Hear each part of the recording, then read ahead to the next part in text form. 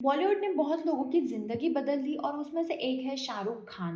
अपना टैलेंट और acting skills के दम पर आज वो बॉलीवुड का बादशाह और किंग खान है। शाहरुख खान यहाँ तक कैसे पहुंचा? शाहरुख खान 2 नवंबर 1965 में दिल्ली में पैदा हुआ। मीर ताज मोहम्मद खान शाहरुख के पिता जो इंडियन इंडिपेंडेंस एक्टिविस्ट थे और माँ लतीफ़ फातिमा मैजिस्ट्रेट थी। शाहरुख 5 सालों तक मैंगलोर में रहा जहाँ उसके ग्रैंडफादर थे जो पोर्ट पर 1960 में चीफ इंजीनियर थे। शाहरुख खुद को आधा हैदराबादी क्योंकि माँ उस साइड की थी, आधा पठान क्योंकि ग्रैंडफादर अफगानिस्तान से थे और थोड़ा कश्मीरी मानता है क्योंकि ग्रैंड मदर कश्मीर की थी। शाहरुख दिल्ली के राजेंद्र नगर में बड़ा हुआ। वो एक मिडिल क्लास फैमिली से था और उनके पिता रेस्टोरेंट के साथ कुछ बिजनेस भी संभालते थे। शाहरुख सेंट कोलंबा स्कूल जो सेंट्रल दिल्ली में है वहाँ जाता था। शाहरुख को पहले स्पोर्ट्स में करियर बनाना था, लेकिन शोल्डर इंजरी की वजह से वो आगे खेल नहीं पाया और इसलिए वो स्टेज प्लेस और ड्रामास करने लगा। दिलीप कुमार, अमिताभ बच्चन और मुमताज शाहरुख के फेवरेट एक्टर्स हैं। शाहरुख के चाइल्डहुड फ्रेंड और एक्टिंग पार्टनर अमृता सिंह है। अमृता शाहरुख के सिस्टर की स्कूल फ्रेंड है। बाद में अमृता सिंह भी बॉलीवुड एक्टर बन गई। लेटर 1985 में शाहरुख ने बैचलर डिग्री इन इकोनॉमिक्स के लिए हंसराज कॉलेज में एडमिशन लिया, लेकिन वो ज़्यादा टाइम दिल्ली के थिएटर एक्शन ग्रुप में बिताता था। ग्रेजुएशन के बाद masters degree in mass communication के लिए उसने जामिया मिलिया इस्लामिया यूनिवर्सिटी में एडमिशन लिया, लेकिन एक्टिंग के करियर के लिए national school of drama join किया। इसी बीच शाहरुख की लव स्टोरी चालू हुई। 1984 में शाहरुख पहली बार गौरी से मिला जब वो 18 साल का था और गौरी 14 साल की थी। दोनों एक पार्टी में मिले जहां वो अपनी फ्रेंड के साथ डांस कर रही थी। शाहरुख ने गौरी को डांस के लिए पूछा, लेकिन गौरी ने मना कर दिया। फिर बाद में दोनों पहली डेट पर गए, तब दोनों नर्वस टीनेजर की तरह एक दूसरे से मिले और उसके बाद उनका रोमांटिक रिलेशनशिप चालू हुआ। शाहरुख गौरी के घर पर कॉल करता था और एक क्लासिक मूवी की तरह दोनों का प्यार चालू हुआ। शाहरुख बहुत ज़्यादा पॉजिटिव था गौरी को लेकर, इसलिए एक पॉइंट पर गौरी फ्रस्ट्रेट हो गई और उसने रिलेशनशिप से ब्रेक लेने का सोचा। शाहरुख के बर्थडे के बाद गौरी अपने फ्रेंड्स के साथ मुंबई के लिए निकल पड़ी और यहाँ दिल्ली में शाहरुख पागल हो चुका था, इसलिए वो भी मुंबई के लिए निकल पड़ा। शाहरुख पूरे सिटी में गौरी को ढूंढता रहा, लेकिन गौरी नहीं मिली। लेकिन बाद में शाहरुख को याद आया कि गौरी को बीच बहुत पसंद है और लकीली बीच पर गौरी मिल गई। फिर से दोनों मिल गए और शाहरुख ने गौरी को प्रपोज किया, लेकिन गौरी ने ना कहा। एक साल के बाद जब शाहरुख की माँ गुजर गई तब गौरी ने शादी के लिए हाँ कहा। लेकिन कहानी यहाँ पे खत्म नहीं हुई। गौरी एक हिंदू फैमिली से थी और इंटरकास्ट मैरिज के लिए उसके पेरेंट्स राजी नहीं थे। गौरी के फादर स्ट्रिक्ट वेजिटेरियन थे और उनके घर में मंदिर भी था। दोनों की शादी ऑलमोस्ट इम्पॉसिबल थी और दोनों एज से भी काफी छोटे थे। तब शाहरुख ने अपने करियर पर फोकस किया और 1988 में एक टेलीविजन शो दिल दरिया जो लेक टंडन ने डायरेक्ट किया था उसमें अपना पहला एक्टिंग डेब्यू किया।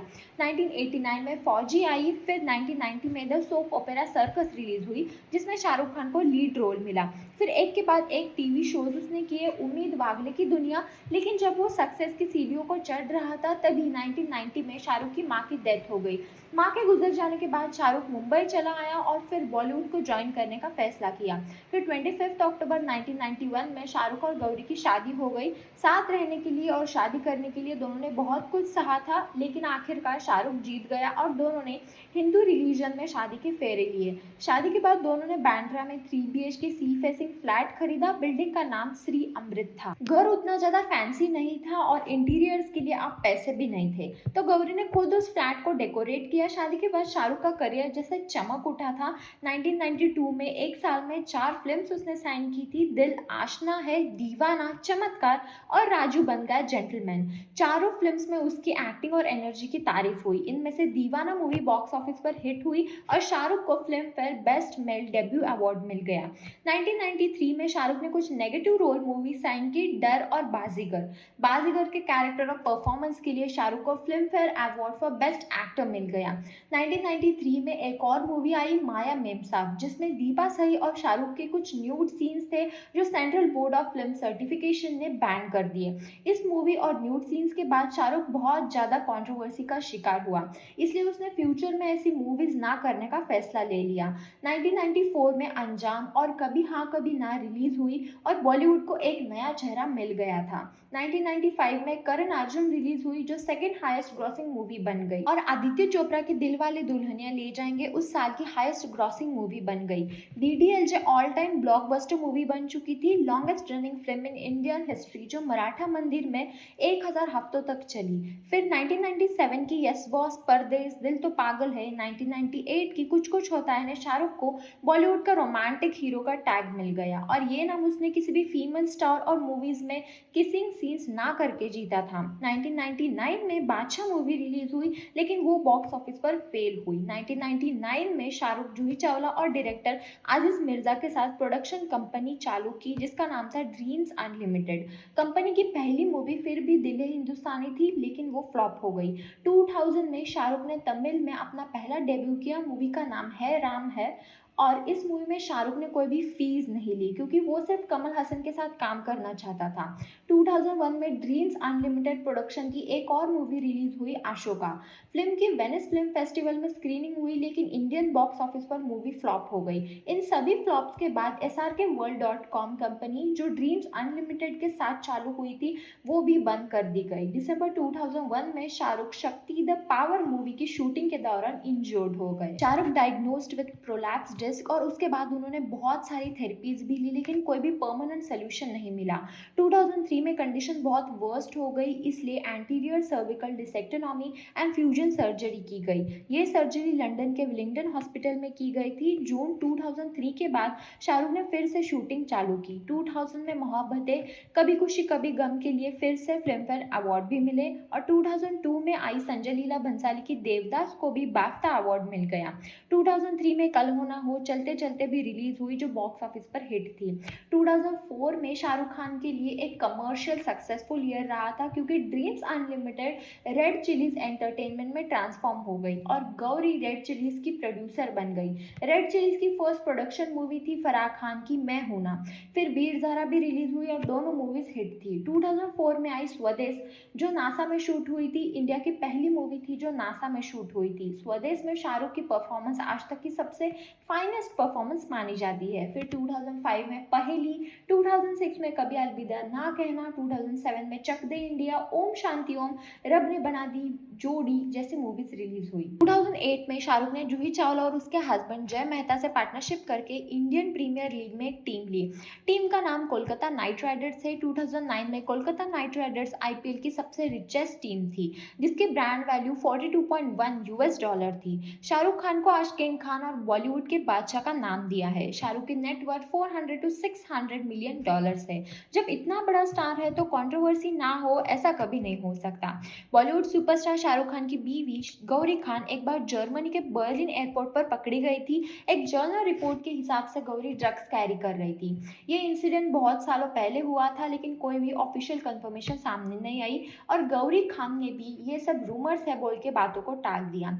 बस यहाँ बात खत्म नहीं हुई, गौरी पर FIR भी फाइल हुई थी जो जसवंत शाह ने फाइल की थी। जसवंत शाह ने एक फ्लैट के 86 लाख पे किए थे जो फ्लैट लखनऊ के सुशांत गोल्फ सिटी में था और वो फ्लैट किसी दूसरे को दे दिया गया और जिस कंपनी ने ये फ्रॉड किया था उसकी गौरी खान ब्रांड एम्बेसडर थी। अब ये बातें कितनी सच है और कितनी झूठ ये पता नहीं। करण जौहर और उसकी रिलेशनशिप्स तो बॉलीवुड में बहुत ज़्यादा फेमस है। जब करण और शाहरुख की फ्रेंडशिप शुरू हुई तब शाहरुख और करण एक सेक्सुअल रिलेशनशिप में है ऐसी न्यूज़ बाहर आई लेकिन बाद में दोनों ने ये रूमर बोल के टाल दिया। अब बॉलीवुड में बहुत बार पब्लिसिटी के लिए ऐसे रूमर्स खुद एक्टर्स और उनकी PR टीम फैलाती है। अब ये बात कितनी सच है और या फिर एक रूमर है ये पता नहीं। 2012 में शाहरुख खान को मुंबई क्रिकेट एसोसिएशन ने 5 सालों तक वानखेड़े स्टेडियम में एंटर करने से बैन किया था। शाहरुख ने स्टेडियम के स्टाफ को गालियां दी थी क्योंकि स्टाफ ने खान के बच्चों को खेलने नहीं दिया था।